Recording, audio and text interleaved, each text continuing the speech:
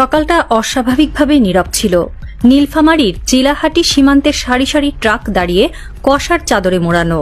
চালকরা নিচে নেমে চায়ের কাপ হাতে চুপচাপ দাঁড়িয়ে। তীব্র গরম চাও যেন উত্তাপ ফিরিয়ে আনতে পারছে না। কাস্টমস অফিসার ফিসফিস করে বললেন, আজ থেকে সব বন্ধ, উপরের নির্দেশ এসেছে। একটা ধাক্কা লাগে যেন, শুধু ট্রাকের নয়, যেন একটা সময় থমকে দাঁড়ায়। পরিবেশে ভাসছিল আতঙ্ক, অজানা এক উদ্বেগ। প্রত্যেক চালক একে অপরের দিকে তাকাচ্ছে, কেউ মুখ খুলছে না। মোবাইল ফোনে হঠাৎ ভেসে উঠতে থাকে খবরের শিরোনাম।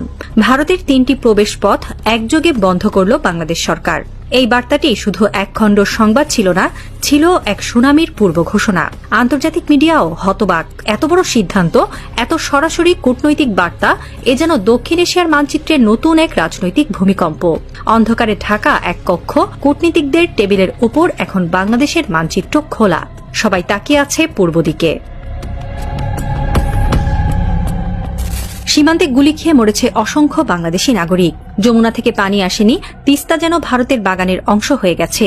সবজি যাচ্ছে ওপারে, কিন্তু আমাদের কৃষিপণ্য ঢুকতে গেলেই বাধা।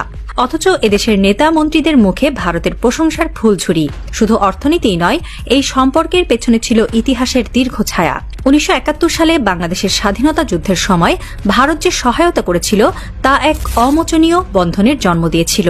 কিন্তু সেই বন্ধনই সময়ের সঙ্গে সঙ্গে রূপ নিয়েছে একতরফা নির্ভরতায়। এই দীর্ঘ নিঃস্বার্থ আত্মবিসর্জনের পেছনে জমেছিল এক বিস্ফোরণের আগুন। আর সেই বিস্ফোরণ এবার ঠান্ডা মাথায় করলেন প্রফেসর ইউনূস। তিনি বুঝেছেন, প্রতিশোধ কখনো গর্জন করে আসে না, আসে নিঃশব্দে। 3টি স্থলবন্দর বন্ধ করার সিদ্ধান্ত নিছক প্রশাসনিক নয়, এটা এক কৌশলী পদক্ষেপ, যেখানে কূটনৈতিক চালে ধরা পড়েছে দিল্লির আত্মবিশ্বাস। 28 আগস্ট গণভবনের পরিবর্তে এবার উপদেষ্টা পরিষদ কার্যালয় ছিল আলোচনার কেন্দ্র। ড ইউনূসের নেতৃত্বে অনুষ্ঠিত হল জরুরি বৈঠক। অদ্ভুত এক পরিবেশ। পেছনে ঝুলছে বঙ্গবন্ধুর ছবি, কিন্তু সামনে আলোচনায় ভারত বিরোধী সিদ্ধান্ত।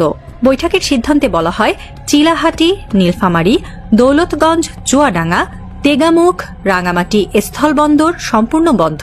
বালা, হবিগঞ্জ সাময়িকভাবে স্থগিত। প্রতিবেদনে যেসব তথ্য উঠে এসেছে তা ছিল দৃশ্যত অবকাঠামোগত ঘাটতির, কিন্তু বাস্তবে ছিল এক রাজনৈতিক জবাব। প্রফেসর ইউনূস প্রশাসনিক ভাষায় যা বললেন তা ছিল, আমরা আর ঘাড় নিচু করে বাঁচব না। বিশ্লেষকরা বলছেন যে এই বন্দরগুলো দিয়ে ভারতের শুধু পণ্যই নয়, বাংলাদেশের রাজনৈতিক প্রভাবও পাঠিয়ে দিয়েছে। অতএব এই বন্ধ ঘোষণার মানে দেশের ভূ রাজনৈতিক মুক্তি। ভারতের উত্তর পূর্বাঞ্চল, বিশেষ করে ত্রিপুরা ও মিজোরাম এই বন্দরগুলোর উপর অনেকাংশেই নির্ভরশীল। এই অঞ্চল ভারত থেকে বিচ্ছিন্ন এক ভূখণ্ড। একমাত্র সহজ বাণিজ্য রুট বাংলাদেশ। সেই রক্তস্রোতের পথ এখন বন্ধ। ভারতের বাণিজ্যিক বিশ্লেষকরা বলছেন, এক একটা ট্রাক ঘুরিয়ে দিতে হচ্ছে 1200 কিলোমিটার ঘুর পথে। খরচ বেড়ে যাচ্ছে 6 গুণ। তবে এই খরচের চেয়েও বড় মূল্য হচ্ছে রাজনৈতিক মর্যাদার পতন। ভারত এখন দেখতে পাচ্ছে, যাকে এতদিন ছোট ভাই ভাবত, সেই বাংলাদেশ এখন নিজের ভাগ্য নিজে লিখতে শিখেছে। উত্তর পূর্ব ভারতের ব্যবসায়ীরা ক্ষোভে ফুঁসছেন। দিল্লির আমলারা ফোনের পর ফোনে খুঁজছেন বিকল্প রুট, কিন্তু বুঝতে পারছেন সময় শেষ। ভারতের নীতি ছিল, বাংলাদেশ থাকবে আমার প্রভাবালয়ের ভেতর। আর বাংলাদেশের কিছু সরকার, বিশেষ করে 2009 থেকে 2024 পর্যন্ত শেখ হাসিনার শাসনামল ছিল ভারতের পরম আশীর্বাদ পুষ্ট। যে কোনো কূটনৈতিক সিদ্ধান্তে আগে তাকানো হতো দিল্লির দিকে, কিন্তু প্রফেসর ইউনূসের সরকার বলছে, আমরা কাউকে খুশি করতে আসিনি, দেশের স্বার্থ সবার আগে।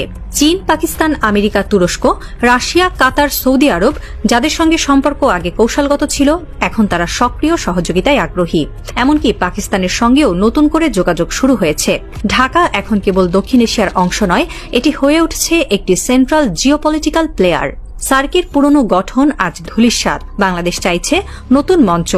ভারত যদি বৃত্ত তৈরি করে থাকে, বাংলাদেশ এখন তার বাইরে এসে দাঁড়িয়েছে। আর এই অবস্থান ভারতের কাছে সহ্য করা কঠিন। ভারতের প্রধানমন্ত্রী নরেন্দ্র মোদী এই ঘটনায় কোনো মন্তব্য করেননি। তবে দিল্লির কূটনৈতিক মহলে আতঙ্ক স্পষ্ট। দক্ষিণ ব্লকের কনফারেন্স রুমে বৈঠক চলছে একের পর এক। ভারতীয় সংবাদ মাধ্যম টাইমস অফ ইন্ডিয়া বলছে, বাংলাদেশের সঙ্গে সম্পর্ক আবার গঠন করতে না পারলে উত্তর পূর্বাঞ্চল এক ভৌগোলিক সংকটে পড়বে। অন্যদিকে দিল্লির থিঙ্ক ট্যাঙ্ক সাউথ এশিয়া ইনস্টিটিউটের বর্ষিয়ান কূটনৈতিক রামকৃষ্ণান মেনন বলেন, ইউনূস সরকার যে কৌশল নিচ্ছে তাতে ভারতকে অনেক পুরনো বন্ধু হারাতে হতে পারে। মোদি, যিনি সবসময় প্রতিবেশী রাষ্ট্রকে ঘাড়ের উপরে রাখতেন, এখন তার ঘাড়ের পাশেই যেন শীতল ছুরি রাখছেন ইউনূস। রাজনৈতিক প্রতিপক্ষরা এই বিষয়টিকে মোদির এক বড় ব্যর্থতা হিসেবে ব্যবহার করতে শুরু করেছে। লোকসভা নির্বাচন সামনে রেখে এমন ধাক্কা অভ্যন্তরীণ রাজনীতিতে বড় আগুন লাগাতে পারে। অনেকে বলছেন এই পদক্ষেপ জনতার রোষেরই প্রতিচ্ছবি, যে রোষ বহু বছর ধরে জমেছিল বিনিময়হীন আত্মত্যাগের বিরুদ্ধে। ঢাকার রাজপথে এখনও ছাত্রদের মুখে সেই স্লোগান, দেশ আগে বন্ধু পরে। আবার কেউ বলছেন, প্রফেসর মোহাম্মদ ইউনূস এক কৌশলী জেনারেল, যিনি বিশ্বব্যাংকের কক্ষে ঘুরেছেন, আবার রোহিঙ্গা ক্যাম্পেও নেমেছেন। তার কূটনৈতিক চালে ভারত এখন ন্যাকা হয়ে পড়েছে। তিনি জানেন কোন মুহূর্তে কি বলতে হয়, কখন চুপ থেকে সিদ্ধান্ত নিতে হয়। রাজনীতি নয়, এটা কৌশলগত প্রতিরক্ষা। প্রশ্ন উঠছে, ভারতের সঙ্গে যদি আরও ৩-৪টি স্থলবন্দর বন্ধ হয় তবে কি তার সামরিক উত্তেজনায় রূপ নেবে? ভারত কি প্রতিবেশীকে শিক্ষা দিতে সীমান্তে চাপ বাড়াবে, নাকি এক ফাঁদেই নিজেই ধরা দেবে ভারত, বাংলাদেশের আত্মবিশ্বাসের ফাঁদে? ঢাকা শহরে এখন রাতে ট্রাফিক নেই, কেবল পুলিশ ভ্যানে আলো জ্বলছে। রাস্তায় হঠাৎ থেমে যায় এক কালো রঙের গাড়ি। ভেতরে বসা মানুষটির চোখে চিন্তা, তীক্ষ্ণ, ঠান্ডা। গাড়িটি থেমে চিলাহাটি স্থলবন্দরের প্রধান কর্মকর্তার বাড়ির সামনে দাঁড়ায়। ফটক খুলে যায় ধীরে। একজন প্রহরী ফিসফিস করে বলে, তালিকা এসেছে, এবার নতুন নির্দেশ। গোপন ফাইলে হাতে পৌঁছে দেওয়া হচ্ছে নতুন এক তালিকা। আরও কোন বন্দর বন্ধ হবে, আর কে হবেন ভারতের পরবর্তী দ্বিতীয় গোপন বার্তাবাহক?